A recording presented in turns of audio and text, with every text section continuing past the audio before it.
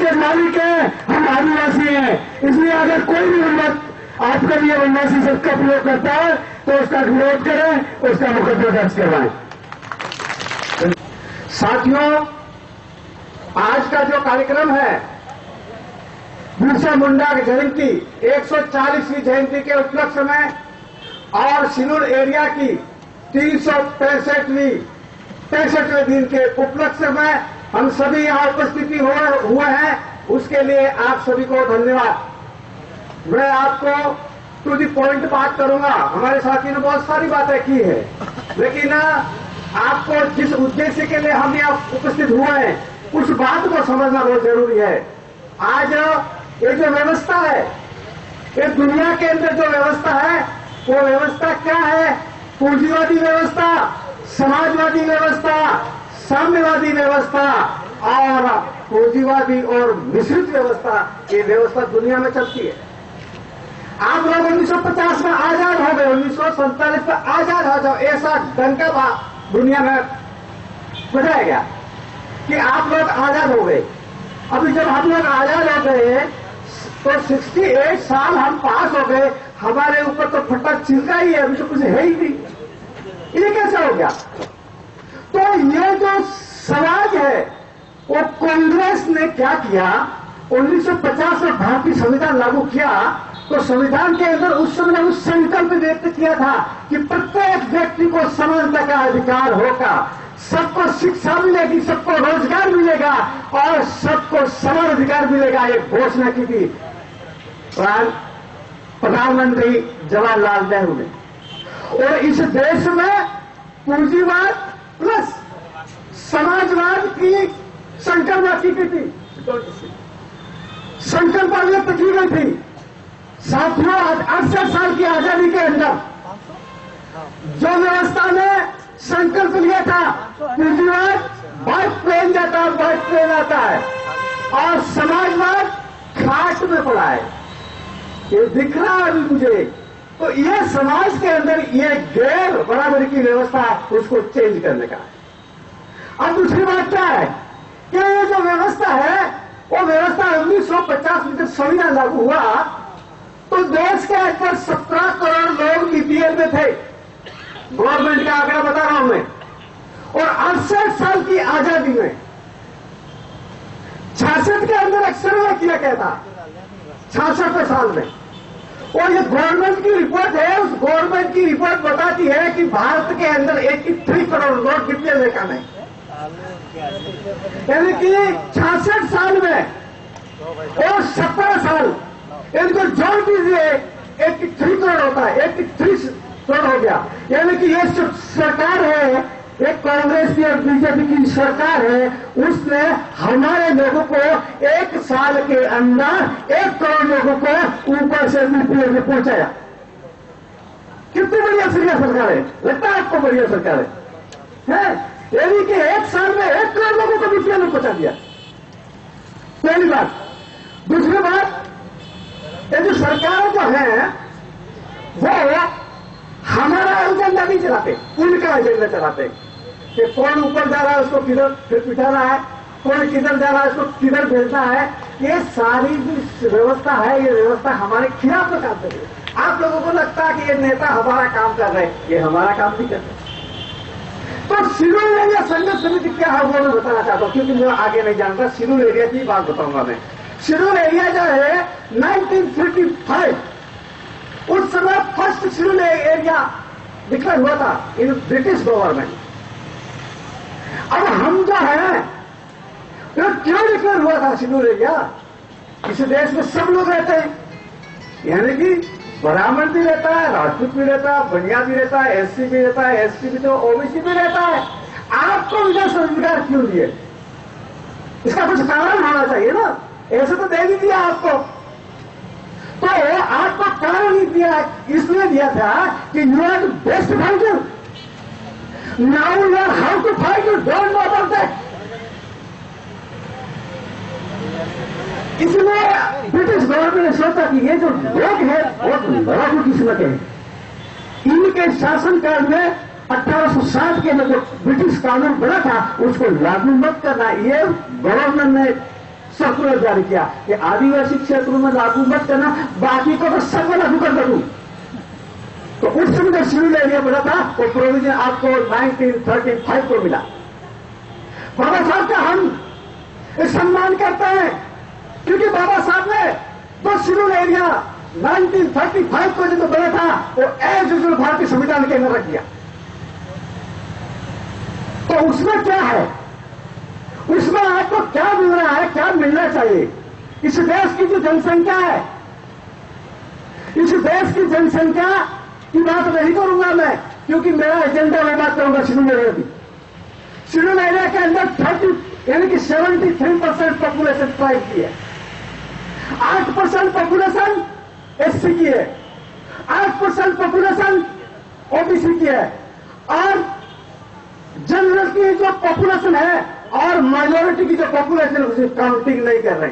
अगर ये काउंटिंग करते हैं तो 100% हो जाता है, तो ये बराबरी का हिस्सा उसको देना चाहिए। ये नहीं ले रहे, क्यों नहीं ले रहे? आपको संख्या को देते नहीं है, ओबीसी को दे नहीं रहे, एसटी को 45 दे रहे, जबको देना चाहिए 73, यानी कि 28% जो है ये जो हमारे कांग्रेस और बीजेपी के नेता है वो बढ़िया बामनों को बेच रहे हैं भाई। या हमारे अग्रज साथी भी होंगे, बढ़िया बामन भी होंगे, उनको बुरा नहीं लगे कि they are selling to you. Constitution क्या कहता है? भारतीय कॉन्स्टिट्यूशन क्या कहता है? भारतीय कॉन्स्टिट्यूशन कहता है, क्या कहता है?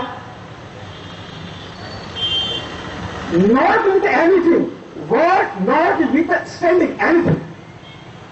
In this constitution the governor may be published notification direct that any particular act of the parliament and the legislative of the state shall be not applied in scheduled area.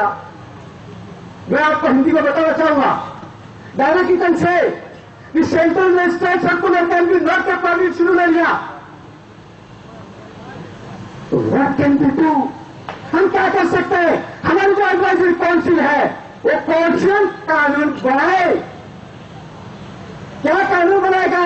Centre के अंदर जो कानून बना हुआ है भारतीय संविधान के अंदर, जो आदिवासी के लिए अगर आहिस्ते में काम कर रहा है, इट में भी चेंज।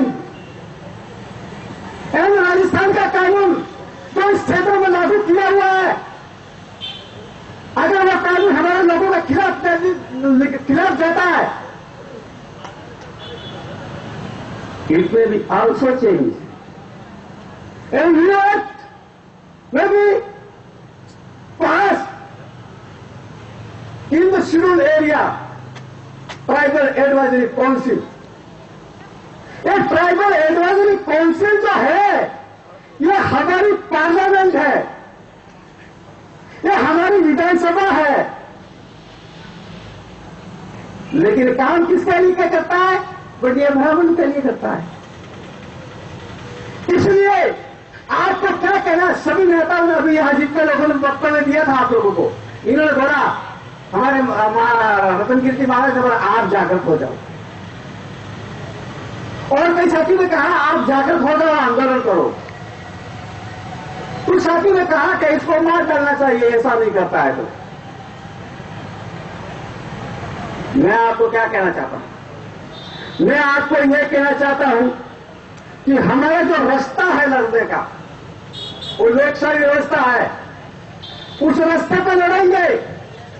और आप लोगों को चाहिए कि जो हमारे जो एमएलए और एमपी साहब हैं, ये लोग 1 साल हुए हमारे खैर खबर नहीं ले रहे, उन लोगों को अभी मीडिया जी ने बोला था बदल दो,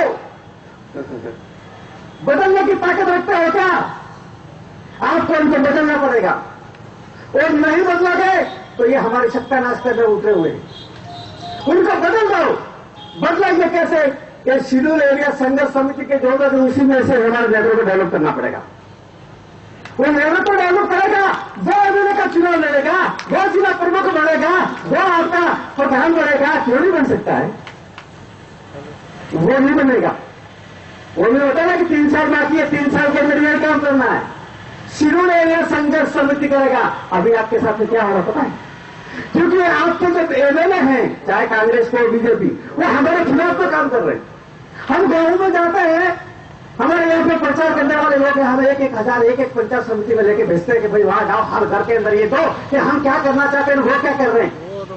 वो क्या करता है, वहां एमएलए एमपी तो रहते नहीं, वहां रहते सरपंच। मैं आज फिर पंचायत समिति के सरपंचों का शुक्रगुजार हूं, जिन लोगों ने फ्रंट पर आकर के हमारा सपोर्ट किया है। और बाकी सरपंच तो क्या करते पता है, वो क्या करते हैं, वो पेपर बनाना हम बांट देंगे, वो पेपर लेकर घर में रखते थे। फिर लोग आते नहीं है, लोग नहीं आए, क्या बात है। हम लोग पूरा सर्वे करते हैं और हमने जैसे क्या क्या लोग क्यों नहीं आ रहे, अभी लोगों को सूचना ही नहीं है। इसमें वो अगर इस मकान पे है तो हमारे जो लोग हैं उन लोगों को मेरा कहना है कि हर ग्राम पंचायत के अंदर और मीटिंग बनाओ और सरपंच को बोल दो कि सरपंच साहब तुमको हमने बनाया है, और अगर हमारे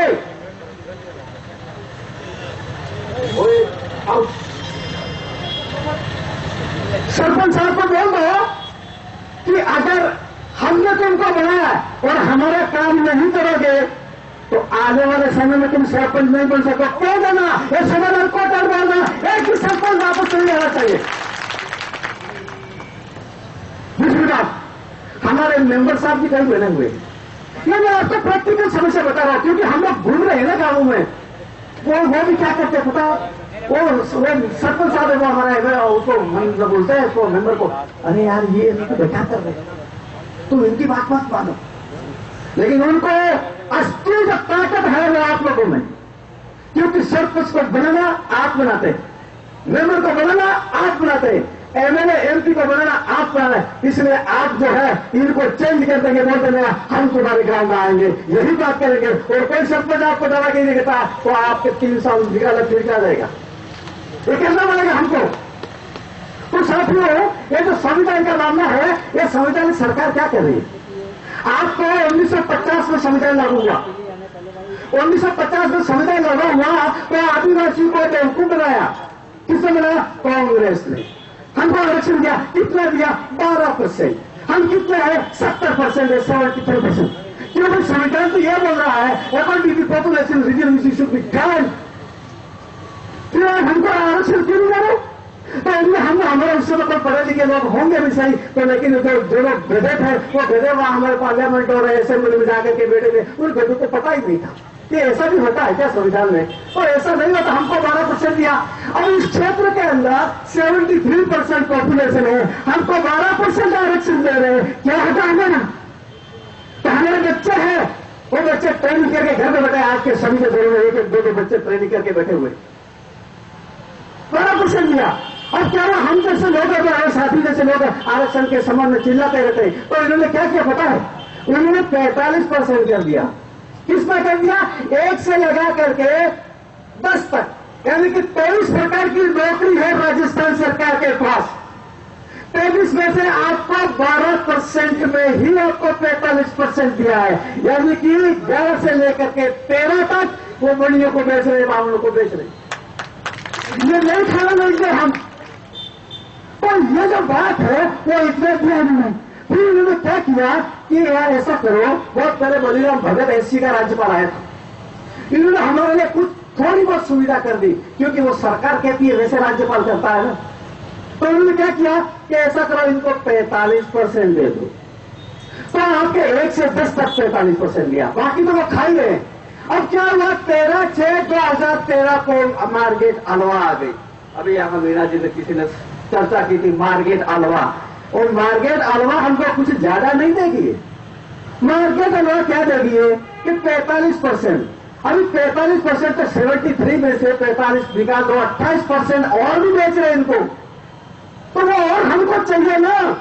और 45% वो भी, 28% वो भी चाहिए, और आपको 84 से लेकर के कलेक्टर तक का रिजर्वेशन चाहिए, क्यों नहीं मिलता। और राजस्थान सरकार क्यों नहीं दे रही है, शिड्यूल एरिया संघर्ष को हल करिए, इसको ये जो आपके जो आर्जवेश्वरा का परिषद है उसको हल करना है, ये हमको नहीं दे रहे। हम कह रहे हैं भाई ये तो कानून है, और आपको कह देना चाहता हूं कि ये जो कानून है वो पार्लियामेंट में पास कराने की जरूरत नहीं है। राजस्थान की असेंबली में पास कराना जरूर नहीं है। ये भारतीय संविधान के अंदर आपका प्रोविजन है, इसलिए आपको घबराने की जरूरत नहीं है। अभी ये जो आपके जो है ना वो 17 जो आपके है ना कौन से एमएलए ये जो डब्बा पाना पहन करके घूम रहे हैं, यही हमारे नुकसान का मुद्दा है, यही हमारा नुकसान कर रहे हैं। ये 17 लोग जो है उन लोगों को रिजेक्ट करना है, और हम 3 साल में 2 साल 3 साल बाकी है, उसको हम रिजेक्ट करेंगे, हमारा दूसरा कोई ऑब्जेक्टिव नहीं है।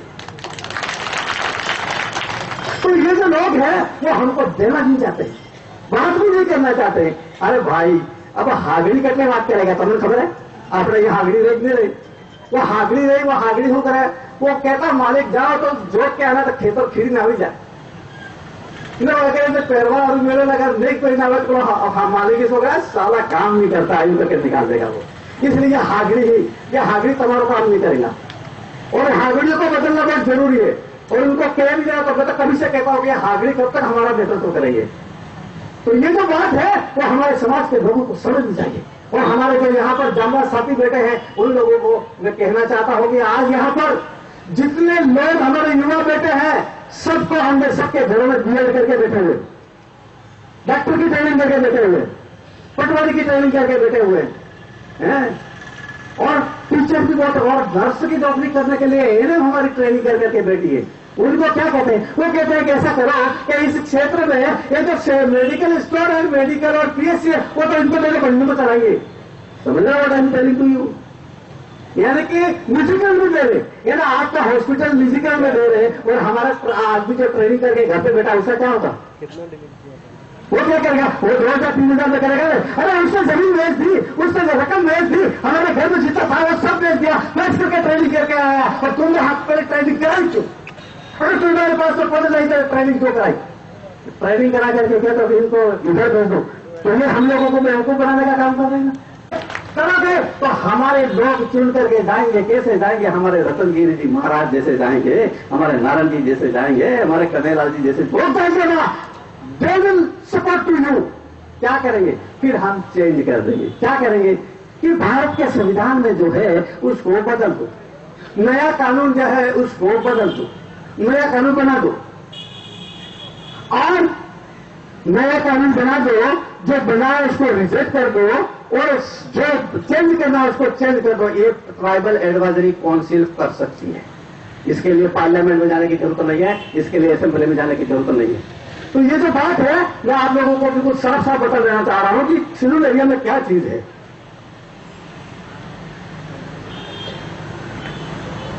अब क्या है, आप लोगों को मैंने बता दिया था कि उन्होंने 1950 से लेकर के 1995 तक कांग्रेस ने कितना खाया, 1995 से 98 से आपके 2015 तक कांग्रेस ने कितना खाया और बीजेपी ने कितना खाया।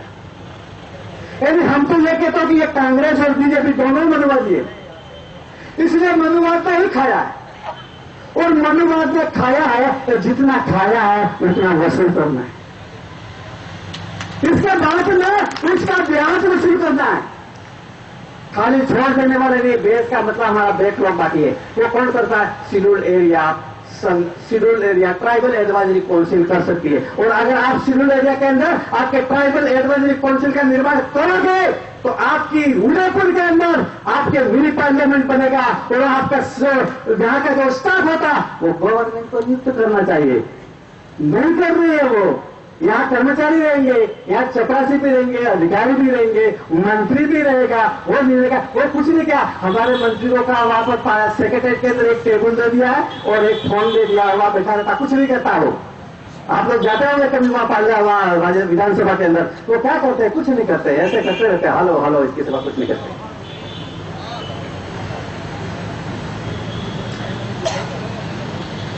अब क्या है कि हमारे यहाँ पर छात्र हैं,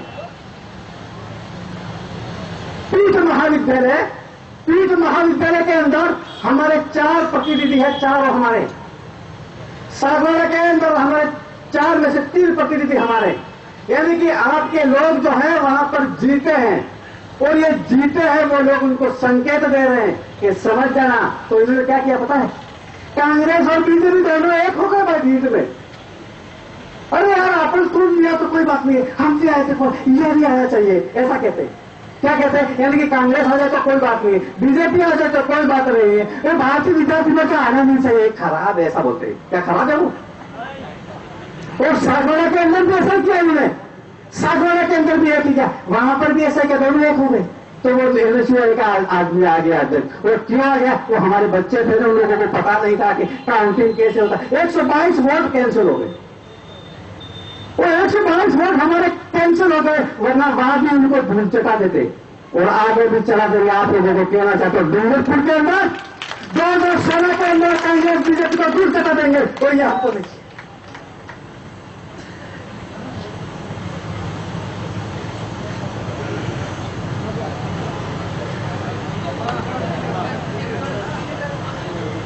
एक बात आई थी कि दारू पीकर, एक हमारे मीना जी साहब बोली थी कि आप लोग दारू पीकर के वोट दे देते हो और 5 साल तक वो राज करते हैं।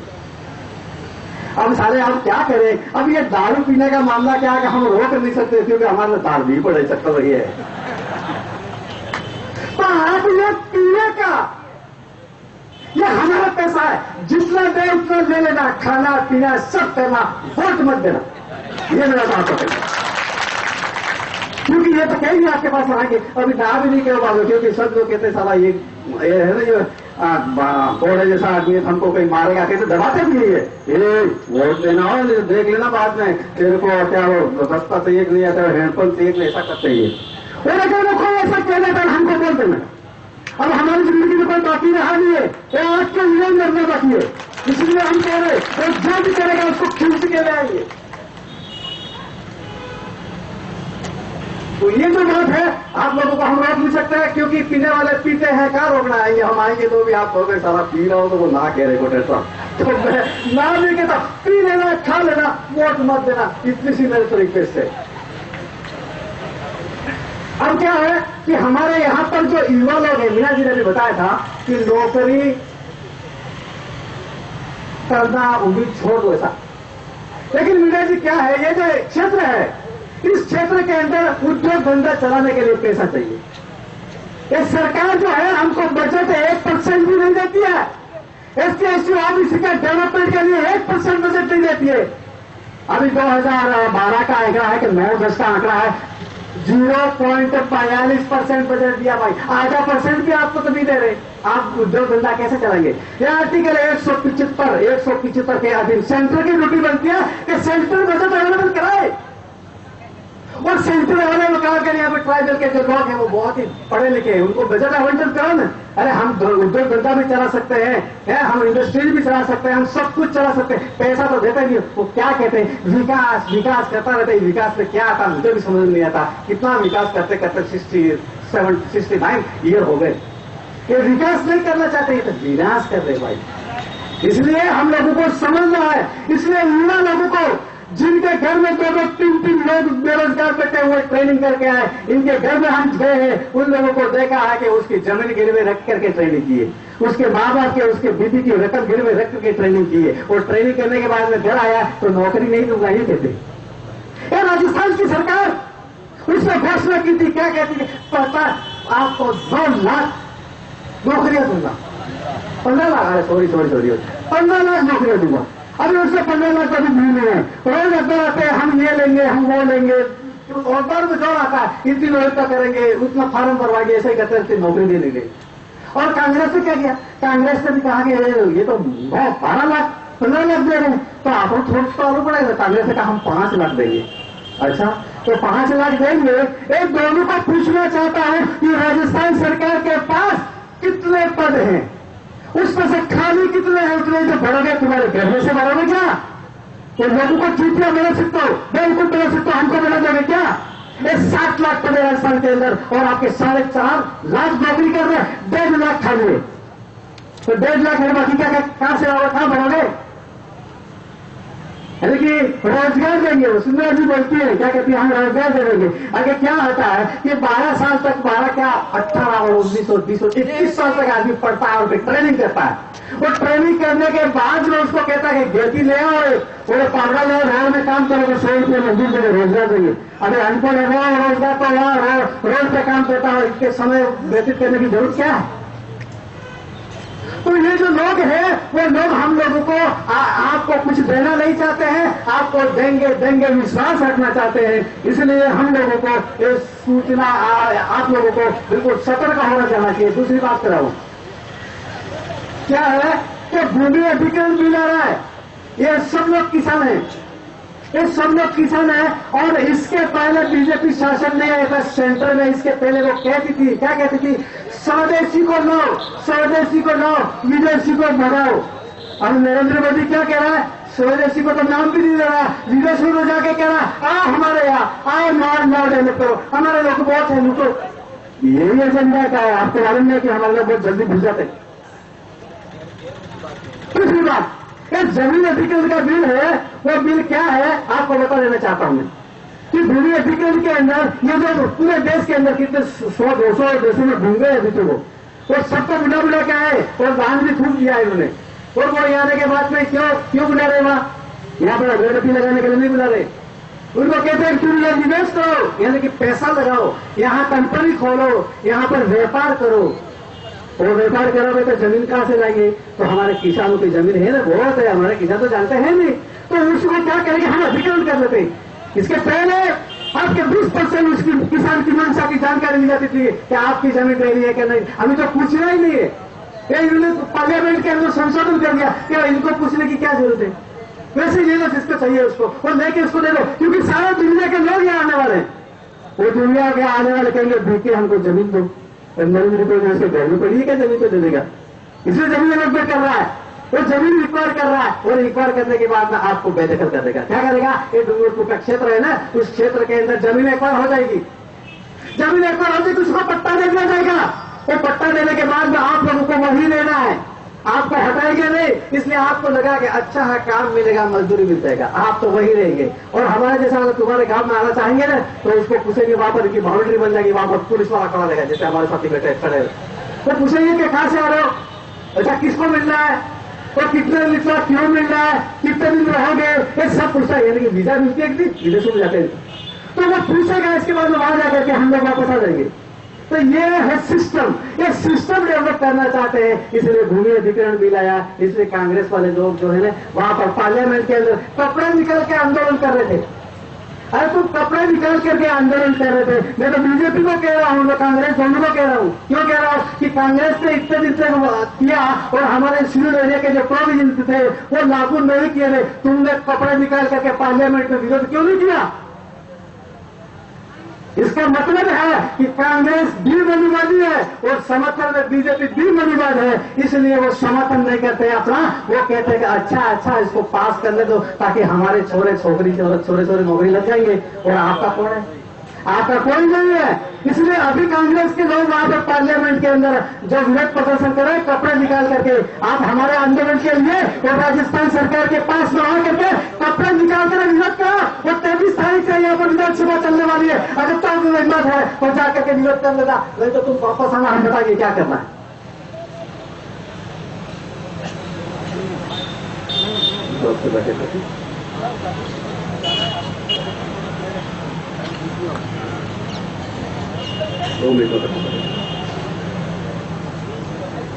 इसलिए हमारा तो आपसे यही निवेदन है कि हम लोग जो काम कर रहे हैं गांवों में, और गांव के जो मेरे भाई यहाँ पर आई हैं, मेरी बहनें यहाँ आई हैं, मेरी बच्चियां यहाँ आई हैं, उनसे मेरा करबद्ध निवेदन है वहां जाकर के ये जो हमारा सिविल एरिया का जो अधिकार है, जो हमको आपको नौकरी में, इसके बाद में आपका जो माइंस है, mines can be not allotment except that tribal, यह संविधान बोल रहा है। जमीन कैन नॉट अलॉटमेंट, एग्रीकल्चर, तो ये जो सारी समस्या हमारी है और हम कॉन्स्टिट्यूशन के अंदर प्रोविजन मिले हैं उसकी पालना करा दिए और उस पालना करोगे तो हमारी समस्या का समाधान हो सकता है। इसलिए आपके 3 साल है तो मेरे यहाँ पर हमारे जो प्रभारी साथी हैं उनको मैं कहना चाहता हूँ किंतु परंतु सब छोड़ देना।